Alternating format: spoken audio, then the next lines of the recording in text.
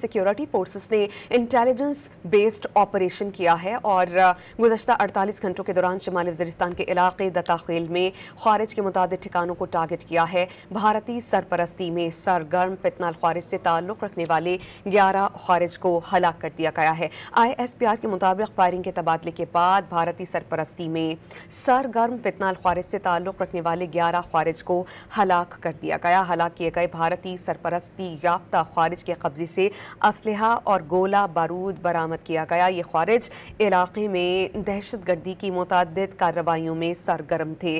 ISPR की जानिब से जारी करदा बयानी में कहा गया है कि इलाके में छुपे हुए खारिज के खात्मे के लिए क्लियरेंस ऑपरेशन जारी है। ISPR ने कहा कि सिक्योरिटी फोर्सेस और कानून नाफिज करने वाले इदारे आज़म इस्तेहकाम विजन के मुताबिक गैर मुल्की सरपरस्ती याफ्ता दहशत गर्दी के नासूर के मुकम्मल खात्मे तक इंसदाद दहशत गर्दी ऑपरेशन और मुहिम पूरी कुव्वत के साथ जारी रखेंगे।